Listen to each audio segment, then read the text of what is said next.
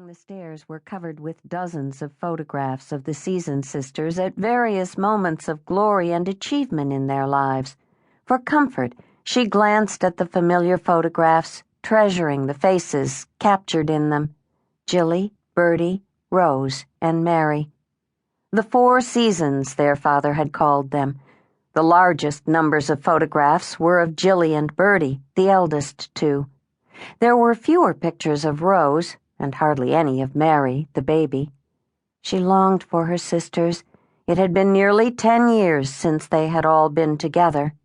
How sad that it took a funeral to bring them together again. Who would arrive home first, she wondered. Bertie was extremely busy with her medical practice in Wisconsin, but Jilly had the farthest to come, all the way from France. Rose paused at a framed 1978 Paris Vogue magazine cover that showcased a young Jillian at 21 years of age, looking sex-kittenish in a fabulous pink gown that clashed in a chic way with her vibrant red hair. It was her first cover. Rose studied her eldest sister's full red lips, pursed in an innocent pout, her deep-set eyes of emerald green, and the come-hither pose, exposing one long, shimmering leg that seemed to go on forever.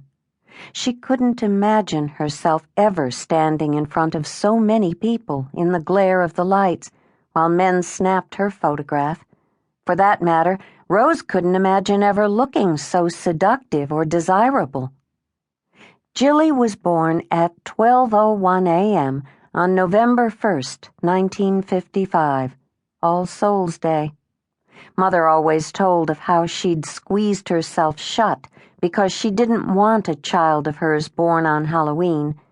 Who knew what nickname Father would have chosen then? Their father, William, claimed it was a family tradition to play with their unusual last name. After all, he was nicknamed Bill Season. But their mother, Anne, a petite beauty with a will of iron, swore no child of hers was going to be tagged for life with a name people laughed at.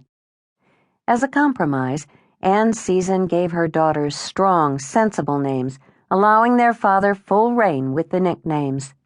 Thus, for his first daughter, Jillian, born in a Chicago autumn, he thought himself clever to name her Jilly Season. Moving down the stairs, Rose perused the large collection of photographs of Beatrice. Jilly liked to be first, but in most things, Bertie came through for the prize. "The early bird catches the worm," their father used to say with a wink of pride at his second daughter. Bertie was his favorite. Everyone knew that. Jilly would tease her and say Bertie was the son he never had. She was a tall, broad-shouldered girl with a powerful intellect and an even more powerful competitive spirit. Even the name Bertie seemed to mock her tomboyish body. Bill Season had chosen the nickname because she was born in early summer and was insatiable, howling for more food like a hungry bird in the nest. And she'd certainly caught the worms, Rose thought, as her gaze wandered over the photographs. The first was Bertie at 16, beaming into the camera, dripping wet and clutching an enormous silver trophy for the state championship swimming team.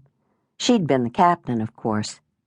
And there were more photographs of Bertie as class valedictorian, of Bertie winning trophies for swimming, lacrosse, and the science fair.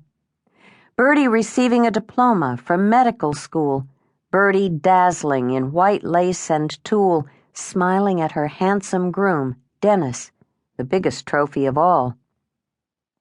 There were fewer pictures of herself, the third child. This section of wall seemed almost barren when compared to Bertie's.